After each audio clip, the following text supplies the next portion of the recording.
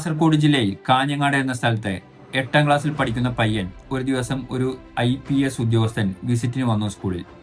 ഈ IPS ഉദ്യോഗസ്ഥന്റെ privilege കണ്ടപ്പോൾ ഈ പയ്യനൊരു മോഹം IPSകാരനാവണമെന്ന്. ഇവന്റെ കൂട്ടുകാരോട് ചോദിച്ചു, എങ്ങനെ IPSകാരനാവാം അല്ലെങ്കിൽ IASകാരനാവാമെന്ന്. കൂട്ടുകാർ മറുപടി കൊടുത്തു, നിന്നെ പോലെ ഒരു ഉഴപ്പന് ഒരിക്കലും ആവാൻ കഴിയില്ല എന്ന്. ഇവന്റെ മനസ്സിലെ മോഹം അപ്പോൾ തന്നെ കെട്ടടങ്ങി. 9ാം ക്ലാസ് കഴിഞ്ഞു. 10ാം ക്ലാസ്സിൽ എബോവ് ആവറേജ് മാർക്ക് മേടിച്ചു. ഇവനങ്ങനെ എഞ്ചിനീയറിംഗിന് പോയി. എഞ്ചിനീയറിംഗ് പഠിച്ചു പാസ്സായി. മദ്രാസ്, ബാംഗ്ലൂർ എന്നിവിടങ്ങളിൽ ജോലി ചെയ്തുകൊണ്ടിരിക്കുമ്പോൾ ഒരു സുഹൃത്ത് ഒരു കൊച്ചു പുസ്തകം അവന് കൊടുത്തു. നിങ്ങൾക്കുമാകാം IAS. ഈ പുസ്തകം വായിച്ചപ്പോൾ ഇവന് വീണ്ടും ഒരു ബോധോദയം 8ാം ക്ലാസ്സിൽ അവനുണ്ടായ പോലെ, എനിക്ക് പിന്നെയും IPSകാരനാവണമെന്ന്. ഇവന്റെ വീട്ടിൽ പറഞ്ഞപ്പോൾ വീട്ടുകാർ എല്ലാം നല്ലോണം സപ്പോർട്ട് ചെയ്തു. അച്ഛനും അമ്മയും ഏട്ടനും അല്ലാത്ത ബാക്കി എല്ലാ ബന്ധുക്കളും അവനെ നിരുത്സാഹപ്പെടുത്തി.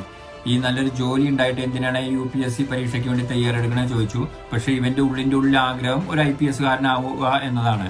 അങ്ങനെ 1ാമത്തെ വട്ടം പരീക്ഷ എഴുതി, അതിൽ പരാജയപ്പെട്ടു. അപ്പോൾ വിചാരിച്ചു, 1ാമത്തെ വട്ടമല്ലേ, വീണ്ടും ചാൻസ് ഉണ്ടല്ലോ വിചാരിച്ചു.